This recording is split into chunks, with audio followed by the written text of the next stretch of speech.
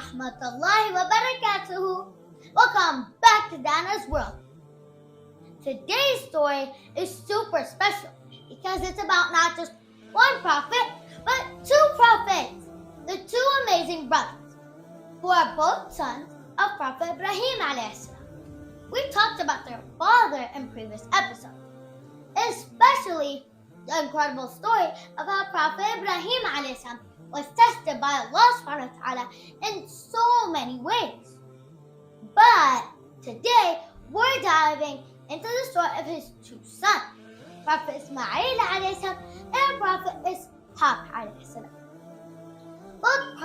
Both brothers played incredible roles in spreading the message of Allah subhanahu wa ta'ala, and their lives are full of miracles, challenges, and beautiful lessons of faith. So let's get ready to explore the amazing stories of these two great prophets. Let's start with Prophet Ismail alayhi salam. Remember how we talked about him in Prophet Ibrahim alayhi salam's story, part 2? He was the first son of Prophet Ibrahim alayhi salam, born to his wife Hājar, after many years of prayer. But the joy of having a child soon turned into another test of faith when Allah subhanahu wa ta'ala commanded Prophet Ibrahim alayhi salam to leave his wife Hājar and baby Ismail in the middle of a desert, a place with no people, no food, and no water. Hājar, confused and heartbroken, asked Prophet Ibrahim alayhi salam, "Did Allah subhanahu wa ta'ala command you to leave us here?" Prophet Ibrahim alayhi salam, feeling so emotional and overwhelmed, couldn't even speak. He simply nodded, gesturing that it was indeed Allah subhanahu wa ta'ala's command. Hājar, filled with strong faith, felt relief and accepted this and said, "Then Allah subhanahu wa ta'ala will not abandon us." Prophet Ibrahim alayhi salam walked away so deeply saddened that he could hardly bear it. As he left, he made a heartfelt du'a, asking Allah subhanahu wa ta'ala to protect his family and bless the land by making people's hearts inclined toward them. And guess what? Allah subhanahu wa ta'ala answered him, and people from all over the world to this very day visit their place, nowadays called Mecca, to perform pilgrimage, aka Hajj, and will continue until the day of judgment, fulfilling the du'a he made for his family.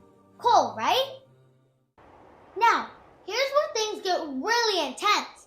After Prophet Ibrahim alayhi salam left, Hājar and baby Ismail were all alone in the scorching hot desert. At first, they had a small supply of food and water, but it didn't last long. Soon the food ran out and the water was all gone. The sun was blazing and there was no shade, no trees, and no people around to help. Baby Ismail began to cry from thirst, and Hājar, filled with worry and fear, didn't know what to do. She couldn't bear to see her baby suffer like that, so she desperately searched for help. Hājar ran to the nearest hill, Safa, hoping to see any sign of water or people, but there was nothing. Her heart raced as she looked over the empty desert. Hājar rushed down from Safa and ran toward another hill called Marwa, still hoping to find some help, but again she saw nothing, just endless desert under the blazing sun. Hājar didn't stop. She ran back and forth between Safa and Marwa 7 times, filled with desperation, but never losing faith in Allah subhanahu wa ta'ala. Her feet ached and the hot desert wind burned her face, but she wouldn't give up. She kept praying and hoping for a miracle, and then the miracle happened. As baby Ismail lay crying and kicking his little feet, suddenly water began to gush out from the ground beneath him. Allah subhanahu wa ta'ala had answered Hājar's prayers in the most incredible The water that flowed from this desert sand was the blessed Zamzam. Hājar quickly gathered the water, filled with relief and gratitude to Allah subhanahu wa ta'ala. Muslims still honor Hājar's strength and faith today by retracing her steps between Safa and Marwa during Hajj. This act, called Sa'i, is a way of glorifying Hājar's faith, patience, and unwavering trust in Allah subhanahu wa ta'ala. Hājar and baby Ismail didn't just survive, they thrived. And over time, Hājar, being wise and strong, started making deals and trades with caravans and settlers to use the water in exchange for food, clothes, or other supplies. This place grew into Mecca that we know today, located in Saudi Arabia, all because of the Zamzam well. Isn't that incredible? Prophet Ismail alayhi salam learned the language and customs of the Arab tribe who settled in Mecca, and he became the father of the Arabs. His descendants formed the Arab tribes, and among them, the final prophet of Allah subhanahu wa ta'ala, Prophet Muhammad sallallahu alayhi wasallam, was born many centuries later. This makes Prophet Ismail alayhi salam the grandfather of Muhammad sallallahu alayhi wasallam, connecting these stories in a beautiful way. Now, here's one of the most moving parts of Prophet Ismail alayhi salam's life. After years of growing up, as another test to Ibrahim alayhi salam's faith, Allah subhanahu wa ta'ala commanded him a dream to sacrifice his beloved son Ismail. Can you imagine how hard that must have been? But just like he did when he was thrown into the fire, Prophet Ibrahim alayhi salam trusted Allah subhanahu wa ta'ala fully. Nothing would stand between Prophet Ibrahim alayhi salam and Allah subhanahu wa ta'ala, for he was Khalil Allah, aka the close friend of Allah subhanahu wa ta'ala, a title so special that no one else on earth has ever been given it. This act was living proof that Prophet Ibrahim alayhi salam was ready to give away everything for the sake of Allah subhanahu wa ta'ala. Even his beloved son, his heart was completely dedicated to Allah subhanahu wa ta'ala, and his trust in him was unshakable. When he told Ismail about the dream, Ismail alayhi salam showed amazing courage and faith. He said, "Oh my father, do as you are commanded. You will find me if Allah subhanahu wa ta'ala will among the patient." Ismail alayhi salam didn't hesitate. He not only accepted his fate, but also wanted his father to maintain this special status with Allah subhanahu wa ta'ala. His obedience and willingness to be sacrificed showed his deep love and trust in Allah subhanahu wa ta'ala, just like his father. As Prophet Ibrahim alayhi salam was about to carry out the sacrifice, Allah subhanahu wa ta'ala sat down a ram from heaven, aka Jannah, to take Ismail's place. This was a test of faith, and both Prophet Ibrahim alayhi salam and Prophet Ismail alayhi salam passed it with flying colors. And every year during Eid al-Adha, Muslims all around the world remember and honor this event by sacrificing animals in the name of Allah subhanahu wa ta'ala. After many years had passed and Mecca became a bustling settlement thanks to the blessing of Zamzam, Allah subhanahu wa ta'ala commanded Prophet Ibrahim alayhi salam to return to Mecca once again. This time, he and his son, Prophet Ismail alayhi salam, were given a special mission to build the Kaaba, the house of Allah subhanahu wa ta'ala, in this blessed land. Together, the father and son worked hard, placing stone upon stone until the sacred Kaaba was completed. This was no ordinary building. It was the first house of worship dedicated to the one true God, Allah subhanahu wa ta'ala. It would become the center of Hajj, the pilgrimage that millions of Muslims perform to this day. Isn't this an incredible journey? Subhanallah. But wait, there's more to the story.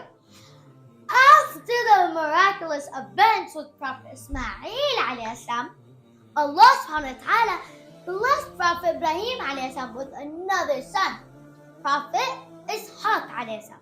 This time, the mother was Prophet Ibrahim alayhi salam's first wife, Sarah, aka Sarah, who had been unable to have children for many years. What makes the birth of Prophet Ishaq alayhi salam so special is that Allah subhanahu wa ta'ala sent angels to give the glad tidings of his birth. Do you remember the 3 angels who appeared in the form of men and visited Prophet Ibrahim alayhi salam to tell him about the punishment of the people of Lut alayhi salam? Let's talk a little bit more about that. The 3 angels who came to visit Prophet Ibrahim alayhi salam appeared as ordinary men, and him being the generous host that he was, quickly prepared a meal for them. He brought them a roasted calf, offering it to them as part of his hospitality. But the men didn't touch the food. That frightened him a little because in those days, not eating someone's food could be a sign of hostility or bad intention. Sensing his fear, the strangers reassured him and revealed their true identity. They gave him the good news that his wife Sarah would give birth to a son despite her old age. Sarah, who was nearby, overheard this and was so surprised that she laughed, wondering how it was possible for her to have a child at such an old age. But the angels reminded her and Prophet Ibrahim alayhi salam that nothing is impossible for Allah subhanahu wa ta'ala. This was an extraordinary event. Prophet Ishaq alayhi salam's birth was not just any birth, it was a miracle directly foretold angels sent by Allah subhanahu wa ta'ala. Prophet Ishaq alayhi salam and his mother Sarah lived in the region of Canaan, modern-day Palestine, while Prophet Ismail alayhi salam and his mother Hājar resided in Mecca. Prophet Ibrahim alayhi salam would travel and visit between his 2 sons, maintaining his strong connection with both Ismail and Ishaq, despite the distance between their homes.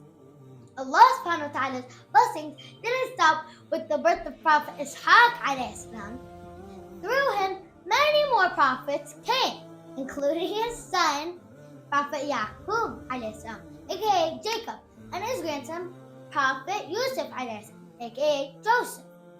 The lineage of Prophet Ishaq alayhi salam became the source of many prophets who would continue spreading the message of Allah subhanahu wa ta'ala.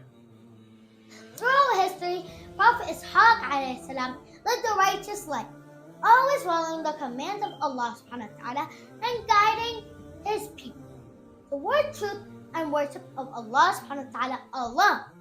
Just like his father, Prophet Ibrahim alayhi salam, and his brother, Prophet Ismail alayhi salam. He was known for his patience, wisdom, and unshakable faith in Allah subhanahu wa ta'ala. Both Prophet Ismail alayhi salam and Prophet Ishaq alayhi salam carried forward the mission of their father, Prophet Ibrahim alayhi salam, to spread the message of monotheism and guide people to worship Allah subhanahu wa ta'ala alone.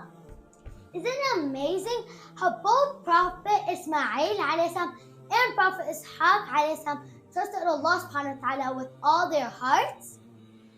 They showed us that no matter how hard life gets, we should always believe in Allah subhanahu wa ta'ala's plan. Both brothers' lives were full of faith patience, and trust in Allah subhanahu wa ta'ala. Their story teaches us to never give up and always remember that Allah subhanahu wa ta'ala knows best for us. Do you know who the next prophet in the prophet story timeline is? I remember. It's Prophet Yaqub alayhi salam, aka Jacob. And don't forget to like, subscribe, and share with your friends. Until next time, salam.